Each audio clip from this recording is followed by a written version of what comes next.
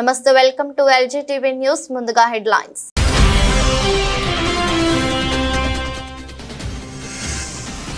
విజయవాడ ఆటోనగర్ లో అభివృద్ధి పనులు చేపట్టేందుకు రోడ్లను పరిశీలించిన ఎంపీ కేశినేని శివనాథ్ ఆటోనగర్ ను మరింత అభివృద్ధి చేసే దిశగా ప్రభుత్వం కృషి చేస్తుందని స్పష్టీకరణ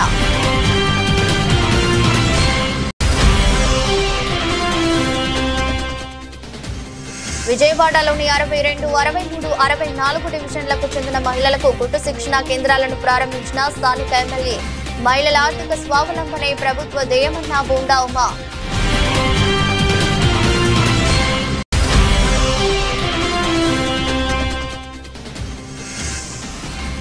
నగర ప్రజలపై ఎటువంటి భారాలు మోపకుండా 25-26 వార్షిక బడ్జెట్ ప్రవేశపెట్టాం స్పష్టం చేసిన విజయవాడ నగర మేయర్ రాయన భాగ్యలక్ష్మి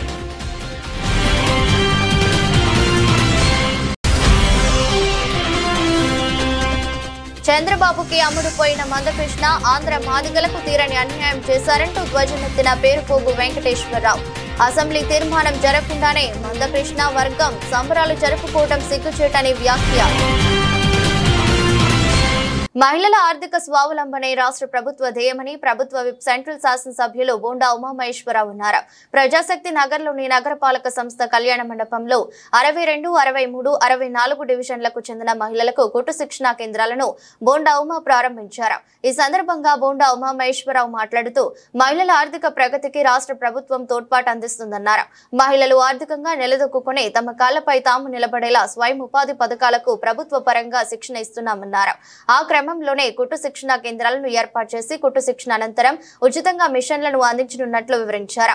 ఎన్నికలకు ముందు చెప్పిన విధంగా అన్ని హామీలను రాష్ట్ర ప్రభుత్వం అమలు చేస్తుందని, పెన్షన్ సొమ్ము 4,000కు పెంచామని, అన్న క్యాంటీన్లను ప్రారంభించామని వివరించారు.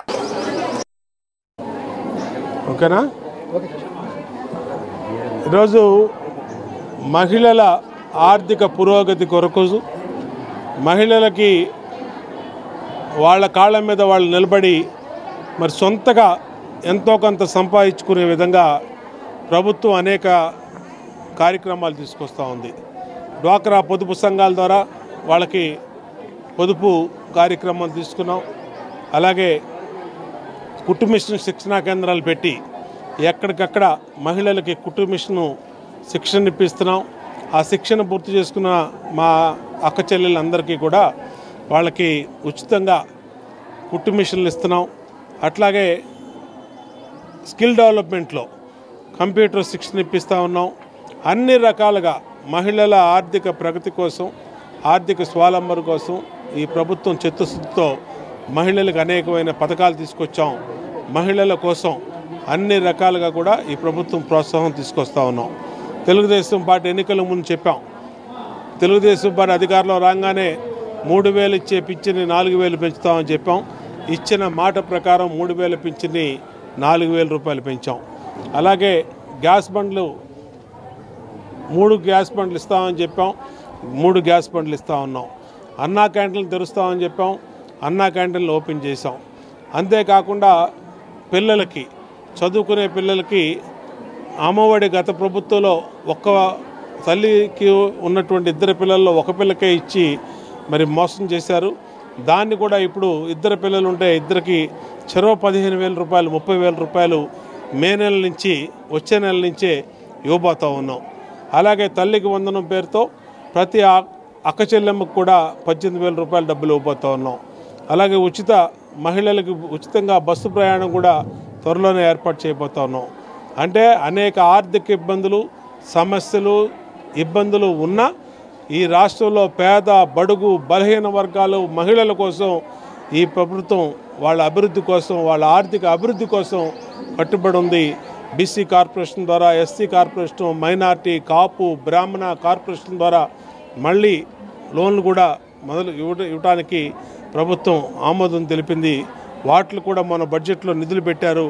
వాటిని కూడా త్వరలోనే బీసీ, ఎస్సీ, మైనార్టీ, బ్రాహ్మణ, కార్పొరేషన్ ద్వారా ఆ సామాజిక వర్గాలకి ఆర్థికంగా మరి నిధులు, ఆర్థికంగా లోన్లు ఇచ్చి ఆదుకుంటామని తెలియజేస్తూ ఈ ప్రభుత్వం చిత్తశుద్ధితో రాజధాని ప్రాంతమైన విజయవాడ ఆటోనగర్ ను మరింత అభివృద్ధి చేసే దిశగా ప్రభుత్వం కృషి చేస్తుందని విజయవాడ ఎంపీ కేశినేని శివనాథ్ స్పష్టం చేశారు. భవిష్యత్తులో ట్రాఫిక్ సమస్య తలెత్తకుండా అంతర్గత రోడ్లను విస్తరణం చేసేందుకు సిఆర్డీఏ సహకారంతో ముందుకు వెళుతున్నామన్నారు. విజయవాడ ఎంపీ కేశినేని శివనాథ్ ఆటోనగర్ లో అభివృద్ధి పనులు చేపట్టేందుకు MLA Gadde Rammohan, CRDA commissioner కన్నబాబులతో కలిసి రోడ్ల మీద పరిశీలించారు.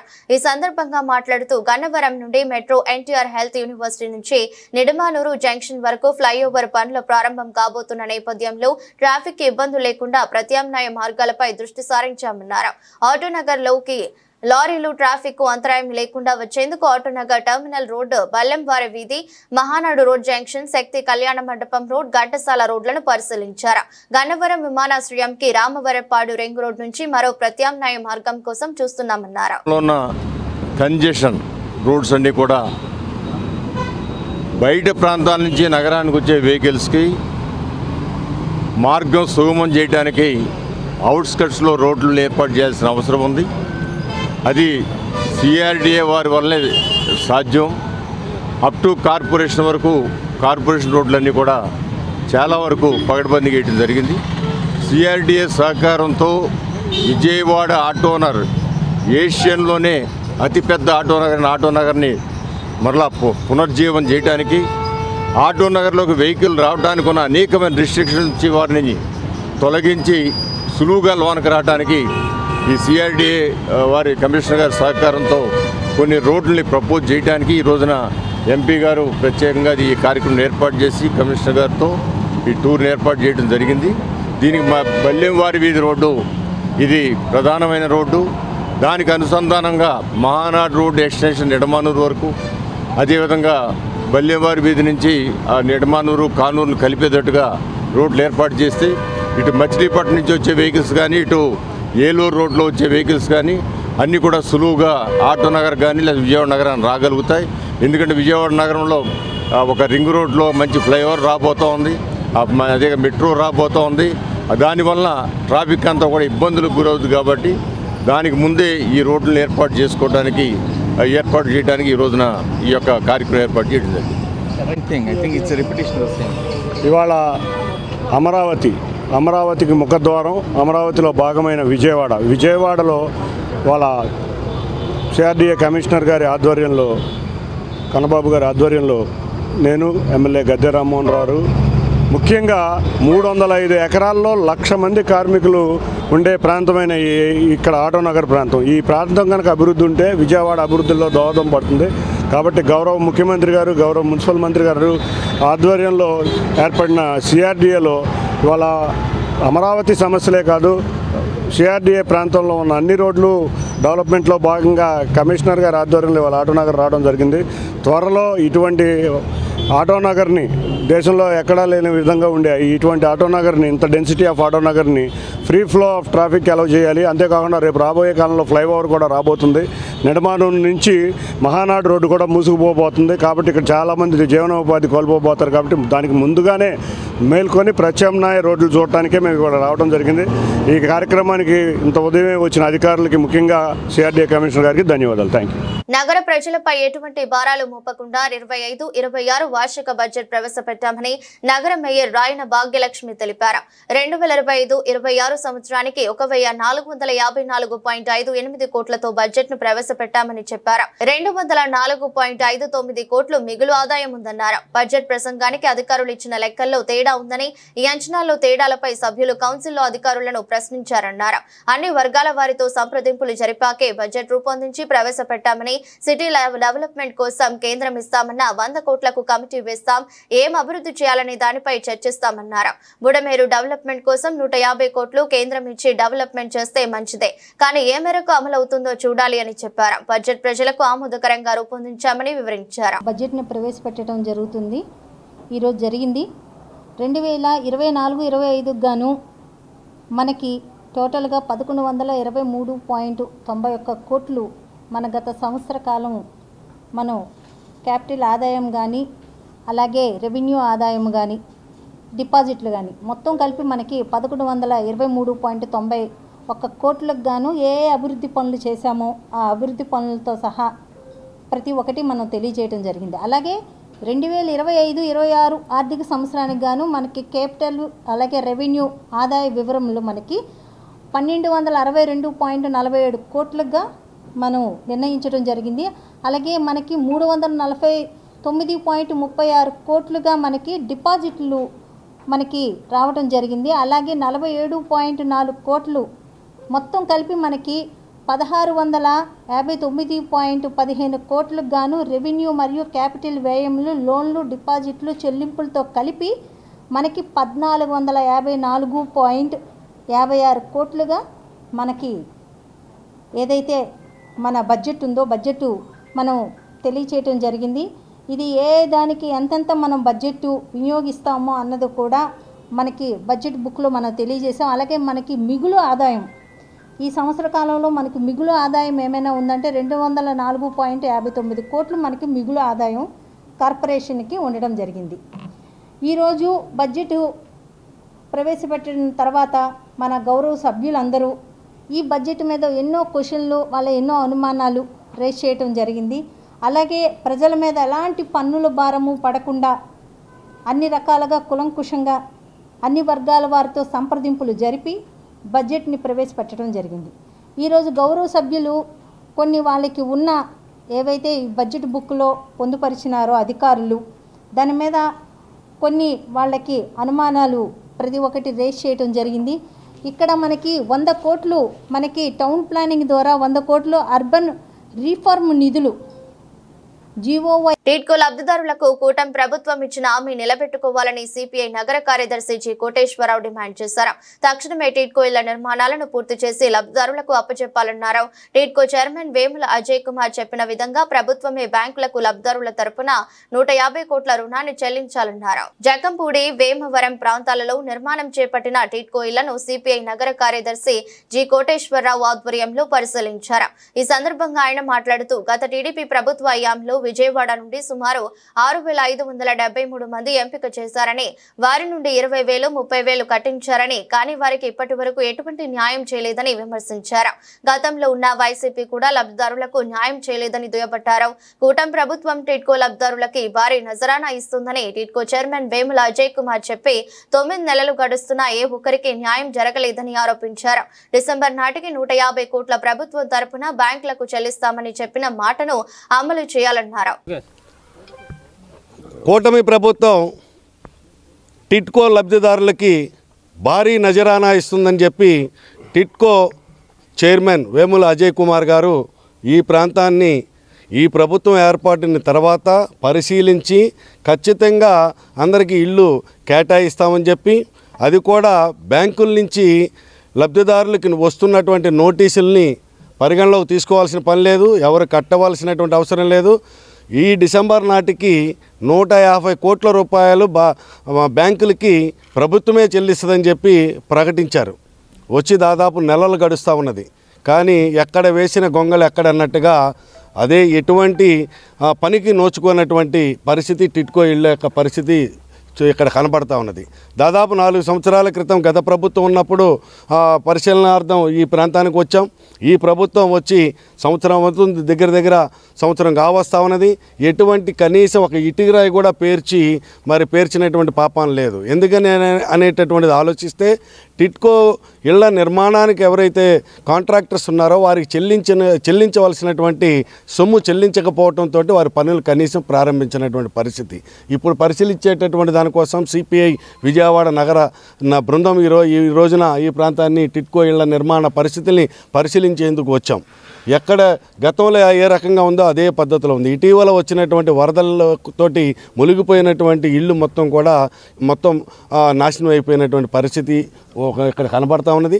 కాబట్టి గత తెలుగుదేశం ప్రభుత్వంలోనే టిడ్కో లబ్ధిదారులు విజయవాడ నగరంలో 6,573 మందిని ఎంపిక చేశారు. ఎంపిక చేసినటువంటి వారి దగ్గర నుంచి 25,000, 50,000, ₹1,00,000 కట్టించుకున్నటువంటి దానికి ఈ రోజు వరకు కూడా తెలుగుదేశం ప్రభుత్వం 2019లో వెళ్ళిపోయి మారింది. తర్వాత 2024 బాధ్యతాయుతమైన ఇన్వెస్టింగ్ ను ప్రోత్సహించడం లక్ష్యంగా regional investor seminar for awareness కార్యక్రమం నిర్వహించడం జరిగిందని SEBI executive director Manoj Kumar, MFI chief executive Venkat Chalasani అన్నారు. పెట్టుబడుల సంస్కృతిని పెంపొందించే దిశగా మెగా రీసా సెమినార్ ఒక కీలకమైన ముందడుగు కాగలదని చెప్పారు. Securities and exchange board of ఇండియాతో కలిసి association of mutual funds in India విజయవాడలో మెగా రీసాను విజయవంతంగా నిర్వహించింది. ఈ సదస్సులో MLA Gadde Rammohan, SEBI executive director Manoj Kumar, AMFI chief executive Venkat Chalasani పాల్గొని కార్యక్రమాన్ని ప్రారంభించారు. ఈ సందర్భంగా మాట్లాడుతూ ఆర్థిక మార్కెట్ సజావుగా ఎలాంటి ఒడిదుడుకులైనా ఎదుర్కొని పని చేయగలిగేలా ఉండేందుకు ఇన్వెస్టర్ ఎడ్యుకేషన్ అనేది కీలకమైన మూల స్తంభంగా ఉంటుందన్నారు. దీర్ఘకాలంలో సంపదను నిర్మించుకోవడంలో ఇన్వెస్టర్లకు అవసరమైన పరిజ్ఞానాన్ని అందించేందుకు ఏఎంఎఫ్ఐ కట్టుబడి ఉందన్నారు. ఆర్థిక అక్షరాస్యత, బాధ్యతాయుతమైన పెట్టుబడుల సంస్కృతిని పెంపొందించే దిశగా మెగా రీసా సెమినార్ ఒక కీలకమైన ముందడుగు కాగలదన్నారు. పేరుకు నగరంగా ఒక పెద్ద గ్రామం లాంటిది. ఇక్కడ అందరూ కూడా ఒక గ్రామంలో ఉన్న వ్యక్తులు ఏ విధంగా నివసిస్తారో అదే మనస్తత్వంతో, ఆ ప్రేమ అభిమానాలతో ఉంటారు. ఈ ప్రాంతంలో చిరకాలంగా ఎప్పటి నుంచో కోరుకున్న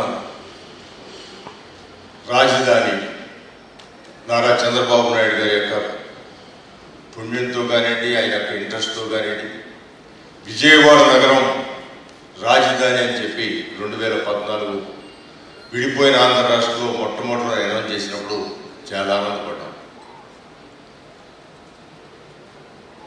ఇవాళ అమరావతి నగరం ఎప్పుడూ రాజుల కాలంలో అమరావతి నగరం బాగా వర్ధిల్లిన నగరం అని చెప్పి ఆ పేరుకి దేవతలకు కూడా అది రాజధాని అని చెప్పి దాన్ని ఆ విధంగా క్రియేట్ చేయాలని చెప్పి నారా చంద్రబాబు నాయుడు గారు చేసిన ప్రయత్నం చాలామందికి తెలుసు. అది డిస్టర్బ్ అయిన విధానం కూడా తెలుసు. వాటన్నిటి జోలికి వెళ్లకుండా ఈ రోజున కేంద్ర ప్రభుత్వంలో మోడీ గారి నాయకత్వంలో 2047 వికసిత్ భారత్ అని చెప్పి ఆయన 2047 స్వర్ణాంధ్ర అని చెప్పి నారా చంద్రబాబు నాయుడు గారు ఒక డాక్యుమెంట్ని రిలీజ్ చేయడం జరిగింది. నారా చంద్రబాబు నాయుడు గారు డాక్యుమెంట్లో ఒక్కసారి వెనక్కి వెళితే 2020 హైదరాబాద్ నగరం అని చెప్పి 1995 సంవత్సరం ఆయన ముఖ్యమంత్రి అయిన తర్వాత మొట్టమొదటి సంవత్సరంలోనే ఒక విజన్ డాక్యుమెంట్ ఇవ్వడం జరిగింది. నా అదృష్టం ఆ రోజు కూడా నేను శాసనసభ్యుడిగా ఉన్నాను. 2020 అంటే ఆ రోజున నారా చంద్రబాబు నాయుడు గారితో పాటు సమానంగా చదువుకున్నాడు నేను కూడా. కానీ నాకే అనిపించేది 2020 సంగతి ఎందుకు, మనం ఈ 5 సంవత్సరాలు ఏం చేస్తామని చెప్పొచ్చు కదా అని మనసులో ఎదురుగా అనలేకపోయినా మనసులో అనుకునేవాడు. కానీ ఆ 2020 విజన్, ఆయన గొప్ప విజన్ నిరూపించబడింది. మనందరికీ ఒకసారి హైదరాబాద్ నగరం 2020 1994లో ఏ విధంగా ఉంది, 2020 వచ్చేప్పటికల్లా అది ఒక మన ఉమ్మడి ఆంధ్ర రాష్ట్రానికే కాదు, భారతదేశానికే కాదు, ప్రపంచంలోనే ఒక ఉన్నత నగరంగా తీర్చిదిద్దబడిందంటే ఆ రోజున ఆయన విజన్ డాక్యుమెంట్లో వేసిన అడుగులే ఇవాళ అలాంటి నగరంగా మనం సమీపంలో చూస్తాం. చంద్రబాబుకి అమ్ముడుపోయిన మందకృష్ణ ఆంధ్ర మాదిగలకు తీరని అన్యాయం చేశారని ఆంధ్రప్రదేశ్ మాదిగ రిజర్వేషన్ పోరాట సమితి రాష్ట్ర అధ్యక్షుడు పేరుపోగు వెంకటేశ్వరరావు ధ్వజమెత్తారు. అసెంబ్లీ తీర్మానం జరగకుండానే ఆంధ్రలో మందకృష్ణ మాదిగ వర్గం సంబరాలు జరుపుకోవటం సిగ్గుచేటన్నారు. విజయవాడ గాంధీనగర్లో ఏపీ ఎంఆర్పీఎస్ సభ్యులు మందకృష్ణ మాదిగ, నాగేశ్వరరావు, ఆలేటి యేసుపాదం, పులిపాక ప్రవీణ్, పూనూరు జార్జి, ఎర్రంశెట్టి ప్రసాద్లతో కలిసి ఆంధ్రప్రదేశ్ మాదిగ రిజర్వేషన్ పోరాట సమితి రాష్ట్ర అధ్యక్షుడు పేరుపోగు వెంకటేశ్వరరావు విలేకరుల సమావేశాన్ని నిర్వహించారు. పేరుపోగు వెంకటేశ్వరరావు మాట్లాడుతూ 2024 ఆగస్టు 1న సుప్రీంకోర్టు తీర్పు సారాంశంలో అత్యంత వెనుకబడ్డ కులాల జనాభా తక్కువ ఉన్నా సరే అవకాశం ఉన్న చోట రిజర్వేషన్లు పెంచుకోవచ్చని తీర్పునిచ్చినట్లు తెలిపారు. సుప్రీంకోర్టు తీర్పుకి విరుద్ధంగా అభివృద్ధి చెందిన మాలలకి రిసోర్ట్లో 8% మొదటి అవకాశం ఇచ్చి సామాజిక న్యాయానికి తూట్లు పొడిచారని మండిపడ్డారు. చంద్రబాబుకి అమ్ముడుపోయిన మందకృష్ణ ఆంధ్ర మాదిగలకు తీరని అన్యాయం చేశారని ధ్వజమెత్తారు. ఎస్సీలను ఏబిసిడి గ్రూపులుగా వర్గీకరించాలని మాదిగ ఉపకులాలు పోరాటం చేసిన విషయం ఉమ్మడి ఆంధ్రప్రదేశ్ ప్రజానికానికి తెలిసిందే. ఎన్నికలకు ముందు ఎస్సీలను ఏబిసిడి గ్రూపులుగా వర్గీకరిస్తానని నారా చంద్రబాబు నాయుడు గారు హామీ ఇచ్చిన తర్వాత ఆంధ్రప్రదేశ్లో ఉన్న మాదిగ సంఘాలు మొత్తం కూడాను చంద్రబాబు నాయుడు గారికి అండగా నిలబడి ఎన్నికల్లో గెలవడానికి ముఖ్యమంత్రి కావడానికి మాదిగలు అత్యంత కీలక పాత్ర పోషించిన విషయం ఆంధ్ర రాష్ట్ర ప్రజానికానికి మరి ముఖ్యంగా తెలుగుదేశం పార్టీ శ్రేణులందరికీ తెలిసిన విషయమే.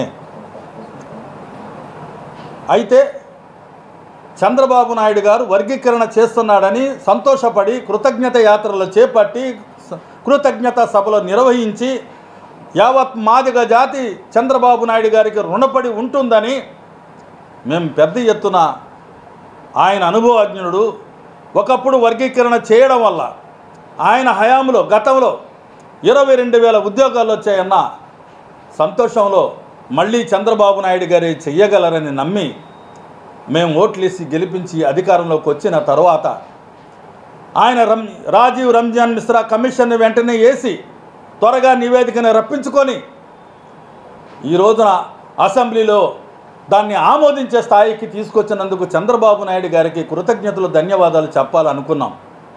2011 జనాభా లెక్కలు తీసుకున్నందుకు స్టేట్ని యూనిట్గా తీసుకున్నందుకు 6.5% మాదిగలకి ఉపకులాలకి 1%, 7.5% మాలలకని చెప్పినప్పుడు ఎంతో కొంత సామాజిక న్యాయం జరుగుతుందిలే అని కూడా మేము భావించాం. కానీ నిజానికి 80 ఏళ్ళుగా ఉమ్మడి అంటే స్వతంత్రం వచ్చిన దగ్గర నుంచి 80 ఏళ్లలో ఉమ్మడి రిజర్వేషన్ల వల్ల మాదిగలు తీవ్రంగా నష్టపోయారు. అన్ని రంగాల్లో విద్య, ఉద్యోగ, ఉపాధి, రాజకీయ అవకాశాల్లో మాదిగల వాటా మాదిగలు లేకుండా 80 సంవత్సరాలు ఉమ్మడి రిజర్వేషన్ల వల్ల మాలలు తన్నుకుపోతుంటే గత 30 ఏళ్ళుగా మాదిగలు తమ హక్కుల కోసం వర్గీకరణ చేయమని బీసీలలో వర్గీకరణ జరిగినట్లే ఎస్సీలలో కూడా ఏబిసిడి వర్గీకరణ జరగాలని 30 ఏళ్ళుగా మేము పోరాటాలు చేశాం. ఆత్మ బలిదానాలు చేసుకున్నాం. అక్రమ కేసుల్లో ఇరికించబడ్డాం. చంద్రబాబు నాయుడు గారే మొదటిలో మాదిగల గురించి మాట్లాడింది.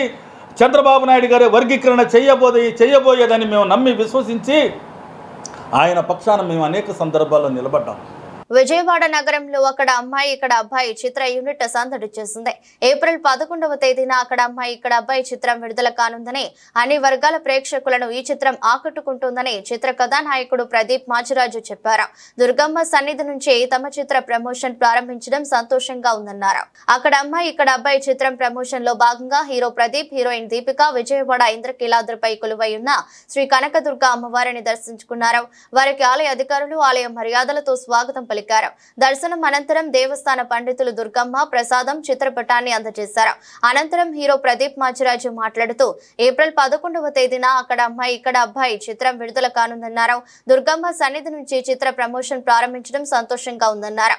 అన్ని వర్గాల ప్రేక్షకులను ఈ చిత్రం ఆకట్టుకుంటుందని అనంతరం హీరోయిన్ దీపిక మాట్లాడుతూ హీరో ప్రదీప్ తో కలిసి అక్కడ అమ్మాయి ఇక్కడ అబ్బాయి చిత్రంలో నటించడం సంతోషంగా ఉందన్నారు. ఈ చిత్రం తప్పక విజయవంతం అవుతుందని ఆశిస్తున్నానన్నారు. ప్రేమ కుటుంబ సన్నివేశాలు పుష్కలంగా ఉన్నాయని, ప్రతి సన్నివేశం ప్రేక్షకులను ఆకట్టుకుంటుందన్నారు. ఈ రోజు విజయవాడ రావడం జరిగింది అండ్ అమ్మవారి దర్శనం కూడా చేసుకోవడం జరిగింది. సో అమ్మవారి దర్శనంతో మా ప్రమోషన్స్ కూడా మొదలు పెడుతున్నాం. ఏప్రిల్ 11న మా చిత్రం అక్కడమ్మ ఇక్కడ అబ్బాయి రిలీజ్ కాబోతోంది. సో నేను దీపిక గారు కలిసి నటించిన చిత్రం ఇట్స్ అ ఫ్యామిలీ ఎంటర్టైనర్. కుటుంబం అంతా కలిసి హ్యాపీగా థియేటర్స్లో నవ్వుకునే సినిమాని మీ ముందుకు తీసుకొస్తున్నాం.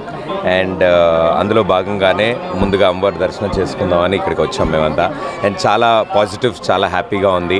అండ్ ఇక్కడ చాలా రోజుల తర్వాత విజయవాడ రావడం అండ్ అందరినీ ఇలా కలవడం కూడా చాలా ఆనందంగా ఉంది. సో ఇక్కడి నుంచి ప్రతిరోజు మీ ముందుకు వస్తూ ఉంటాం మా సినిమా కబుర్లన్నీ మీ ముందుకు తీసుకురావడానికి. సో అమ్మవారి బ్లెస్సింగ్స్తో మా సినిమా సూపర్ సక్సెస్ఫుల్ అవ్వాలని మేమంతా కోరుకుంటున్నాం. హ్యాపీగా ఉంది. సో మా సినిమా ఇక్కడ బై April 11th రిలీజ్ అవుతుంది. సో అందరూ మమ్మల్ని బ్లెస్ చేసి ఇదే లవ్తో ముందుకు తీసుకెళ్లాలని కోరుకుంటున్నాం. Thank you. కూటమి ప్రభుత్వం అధికారంలోకి వచ్చి 9 నెలలు గడుస్తున్న ఎన్నికల సమయంలో పేదలకు ఇచ్చిన హామీలను అమలు చేయడం లేదని సిపిఎం నేత బాబురావు మండిపడ్డారు. 2 సెంట్లు స్థలం ఇస్తామని చెప్పడంతో ఆశతో ఓట్లు వేసిన ప్రజలను మోసం చేస్తున్నారని దుయ్యబట్టారు. పేదలకు ఇళ్ల స్థలాలు, టిడ్కో ఇల్లు, అద్దెదారులకు 2 సెంట్ల స్థలాలు ఇవ్వాలని కోరుతూ సిపిఎం ఆధ్వర్యంలో మార్చి 28వ తేదీన చేపట్టే కలెక్టరేట్ ధర్నాను విజయవంతం చేయాలని కోరుతూ సిపిఎం పార్టీ ఆధ్వర్యంలో ప్రచార యాత్ర కృష్ణలంక మెట్ల బజార్ ప్రాంతంలో నిర్వహించారు. ఈ సందర్భంగా బాబురావు కాశీనాథ్ మాట్లాడుతూ ఎంతో ఆశపడి ఓట్లు వేసిన ప్రజలను కూటమి ప్రభుత్వం మోసం చేస్తుందని మండిపడ్డారు. 2 సెంట్ల స్థలం ఇవ్వకపోగా టిడ్కో ఇళ్ల లబ్ధిదారులకు కూడా న్యాయం చేయడం లేదన్నారు. కృష్ణలంక ప్రాంతంలో ఉంటున్న ప్రజలను తరలించేందుకు గత ప్రభుత్వాలు ప్రయత్నించగా సమర్థవంతంగా అడ్డుకున్నామన్నారు. ప్రజలకు ఇచ్చిన హామీని అమలు చేయాలని కోరుతూ చేపడుతున్న కలెక్టరేట్ ధర్నాను విజయవంతం చేయాలని కోరారు. ఎంతో ఆశతో ప్రజలు పేదవారందరికీ 1 సెంటు కాదు 2 సెంట్లు స్థలం వస్తుందని ఆశపడి వారు ఓట్లేశారు. ఎక్కడో దూరం కాదు, నివాసాలకు దగ్గరలో విజయవాడలోనే ఇల్లు ఇస్తామని మాట ఇచ్చారు. అది ఇంతవరకు అతిగతి లేదు. ఇల్లు కట్టుకోకపోతే పాత ఇల్లు రద్దు చేస్తామన్నారు. మరి వాటిని రద్దు చేసి కొత్తగా ఎక్కడిస్తారో చెప్పట్లేదు. బడా కంపెనీలకు మాత్రం 1000 ఎకరాలు అటు రాజధానిలో కానీ రాష్ట్రం అంతా భూములు కేటాయింపులు చేస్తున్నారు. దానికి వచ్చే 1 నెల నుంచే స్టార్ట్ అయింది. పేదవాళ్ళు అడిగితే ఇంకా ఆగండి అంటున్నారు. అలాగే విజయవాడలో కృష్ణానది తీరాన 1000 కుటుంబాలు జీవిస్తూ ఉన్నాయి. ఒకప్పుడు తెలుగుదేశంతో సహా అంతమంది ఉన్న ప్రభుత్వాలన్నీ వీళ్ళని ఎలా లేపేద్దామని చూశారు. ఆ రోజు సిపిఎం పార్టీ జనం పోట్లాడారు. కృష్ణా కరకట్ట ఇళ్ళు ఆగినాయి. అలాగే ఇళ్ళు ఆపటమే కాదు, రిటైనింగ్ వాల్ రక్షణ గోడ కట్టాలని ఆ రోజు జనము కమ్యూనిస్టులు డిమాండ్ చేస్తే గోడ కట్టడం కుదురుతుందా అన్నారు. ఇవాళ రక్షణ గోడ రిటైనింగ్ వాల్ సాధించుకోవటం జరిగింది. దీన్ని మాదంటూ గొప్పలు చెప్పుకోవడానికి ప్రభుత్వాలు నేతలు పోటీ పడుతున్నారు. ఆ రోజు వద్దని చెప్పింది వాళ్ళే. ఇది మీ గొప్పతనం కాదు. జనం పోరాడారు, కమ్యూనిస్టులు సిపిఎం అండగా నిలబడ్డాం. కానీ వాళ్ళు గోడ కట్టారు, మంచిదే. మరి పక్కన ఉన్నటువంటి ఇళ్ళ వాళ్ళకి తాటాకులు తీసి ఇల్లు కట్టుకోవటానికి వీల్లేదా? రేకులు ఎండలో మలమలా మాడిపోతున్నారు. ఏదో అప్పు చేసో కప్పేసుకుంటాం, స్లాబ్ వేసుకుంటామంటే కృష్ణా కరకట్టన కుదరదు అంటున్నారు. ఎందుకు కుదరదు? ఇప్పుడు గోడ కట్టిన తర్వాత ఇక వరద రాదు. రానప్పుడు 50 ఏళ్ల నుంచి ఈ నెల 28 ఇళ్ళ పట్టాలు రిజిస్ట్రేషన్లు సమస్య మీద చెలో కార్పొరేట్ అని చెప్పనేటువంటిది కలెక్టరేట్ అని చెప్పనేటువంటిది పెట్టాం. ఈ కార్యక్రమంలో ప్రజలంతా కూడా పాల్గొని జయప్రదం చేసేటువంటి దానికి పూనుకోవాల్సిందిగా విజ్ఞప్తి చేస్తూ ఉన్నాం. కూటమి ప్రభుత్వం ఏర్పడి 8 మాసాలు అవుతూ ఉంది. ఒక్క సమస్య కూడా పరిష్కరించేటువంటి పరిస్థితి కనపట్లా. సూపర్ 6లు ఏమైపోయినాయో తెలియదు, ఎన్నికల వాగ్దానాలు ఏమైపోయినాయో తెలియదు.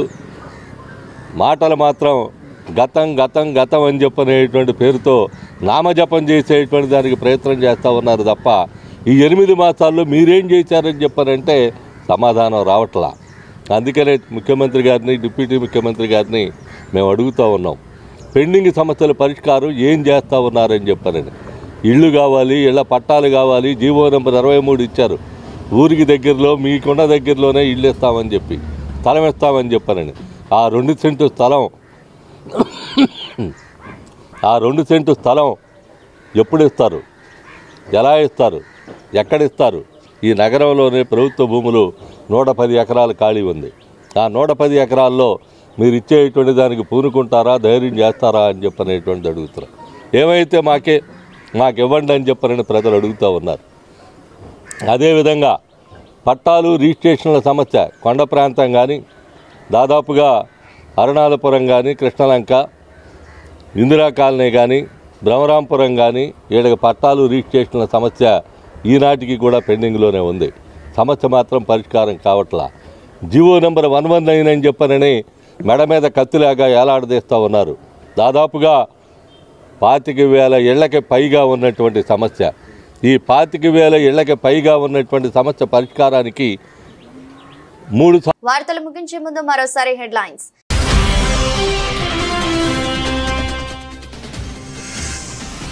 విజయవాడ ఆటో నగర్లో అభివృద్ధి పనులు చేపట్టేందుకు రోడ్లను పరిశీలించిన ఎంపీ కేశినేని శివనాథ్.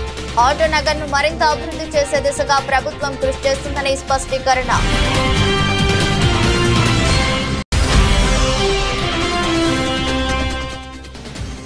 విజయవాడలోని 62, 63, 64 డివిజన్లకు చెందిన మహిళలకు కుట్టు శిక్షణ కేంద్రాలను ప్రారంభించిన స్థానిక ఎమ్మెల్యే. మహిళల ఆర్థిక స్వావలంబనే ప్రభుత్వ ధ్యేయమన్న బోండా ఉమా.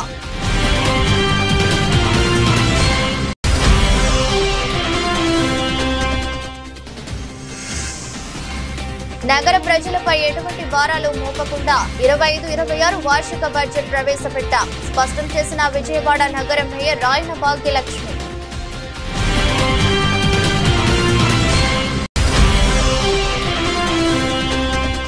చంద్రబాబుకి అమ్ముడుపోయిన మందకృష్ణ ఆంధ్ర మాదిగలకు తీరని అన్యాయం చేశారంటూ ధ్వజమెత్తిన పేరుపోగు వెంకటేశ్వరరావు. అసెంబ్లీ తీర్మానం జరగకుండానే మందకృష్ణ వర్గం సంబరాలు జరుపుకోవడం సిగ్గుచేటని వ్యాఖ్య. ఇదే బులెటిన్ మరో బులెటిన్లో మళ్ళీ కలుద్దాం. అంతవరకు సెలవు. నమస్కారం.